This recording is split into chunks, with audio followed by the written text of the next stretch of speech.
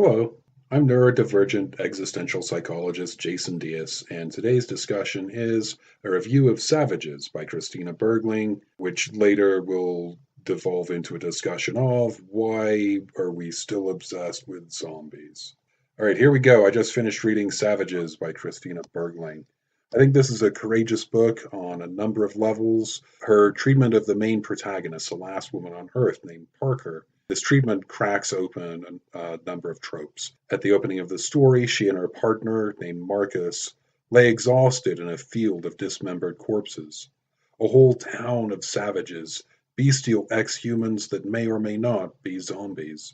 The protagonists pick themselves up and raid the town for supplies, but find more than they expected, both a survivalist's hoard of food and a living infant. Rather than being a slave to her womb, Parker's reaction to the infant is far from motherly. She's a skillfully painted three-dimensional portrait. Marcus is the one to insist on trying to save the child. We had some wonderful character growth from both characters as they try to decide what to do with this infant and adopt to a survivalist life with an infant between them. Now, this is a horror story. Horrible things happen. Bergling seems to have read the formula guidebook, Save the Cat, and just thrown that book away, flush it down the toilet. Do not expect any pulled punches here. Horror, like comedy, is all about going too far, and she does so skillfully here. At the same time, she mixes scenes of disgust and terror with beautiful, elegant prose. Not purple by any measure, the writing is nevertheless somewhat poetic and definitely very moody. This writing adds to the atmosphere expertly. Additionally, the work takes on existential themes as I think only horror really can. Bergling poses to the readers a number of important questions. The biggest ones: what does it mean to be human? And how can we live with sure knowledge of death? Both remain unanswered, as they should. But she does hazard some guesses about smaller existential questions, like how are we to love when existence is impermanent? And what is the value of painful emotions and experiences? Now, this is not a huge novel. You could read it in one sitting if you're a fast reader. Man, it took me a day, but I read about as fast as the moral arc of the universe bends towards justice. You know what I mean? I think, though, that this book will stick with you. Now, I've been waiting for some time to get into the topic of zombies. Specifically, why does the genre persist so strongly? Every time I'm at a writing convention talking to agents and acquiring editors, man, they are sick to death of zombies. Why won't this die? Why aren't we on to the next trope? Other fads, they come and go. Vampires were big for a while. Werewolves, then vampires and werewolves together, ghost stories. But the zombie phenomenon, like zombies themselves, is relentless. It goes on and on and on. Now, Savages may or may not be a zombie story. You decide. Bergling explicitly notes that it hardly matters.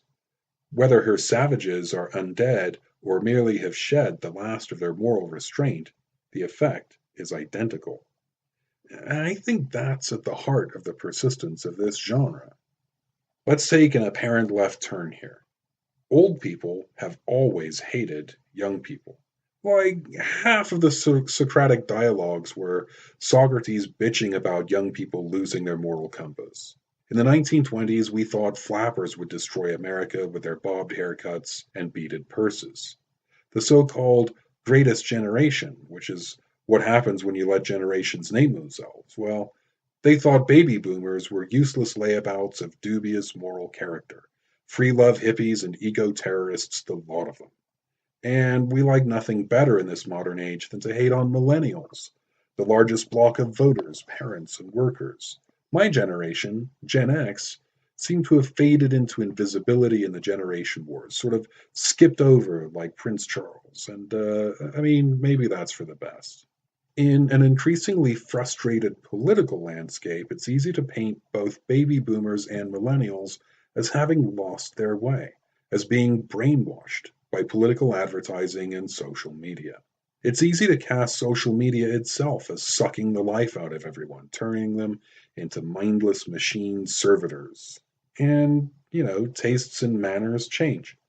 Young people don't show respect the same way that their elders do.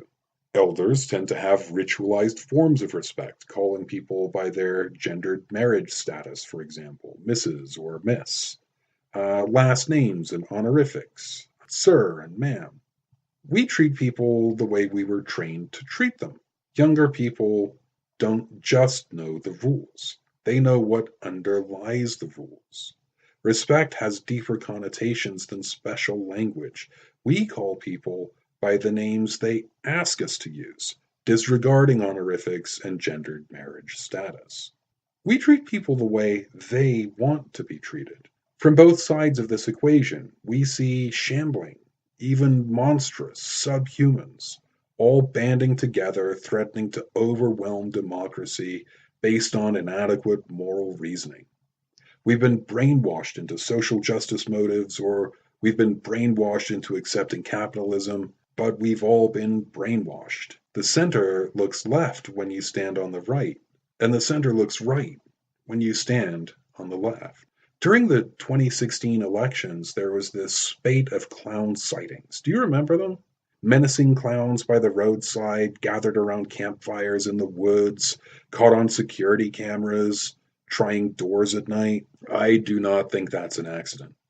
We had clearly insincere political candidates vying for our attention, and we had so much hypocrisy from potential voters as they rationalized their choices. Clowns are fundamentally human beings made up to be unrecognizable, with insincere smiles on their faces, and that is why they trouble us. I don't think the undying zombie craze is a coincidence either. The shuffling, rotting corpses, disgusting and relentless, symbolize so much about American society at almost every time in history that I think the craze is likely to continue into the indefinite future. George A. Romero famously described zombies as innocents. Being mindless, they have no choice about feeding. It's just what they do. His stories and all good horror aren't about rambling, mindless monsters. They're about us and how we react. In the face of threats, do we accept authoritarian leadership? Do we degrade into mindless murderers ourselves? Or do we manage to retain some spark of humanity, somehow, against all the odds? I'm Jason Diaz, and if you've enjoyed this review and subsequent discussion, consider giving me a visit over at jasondiazauthor.com.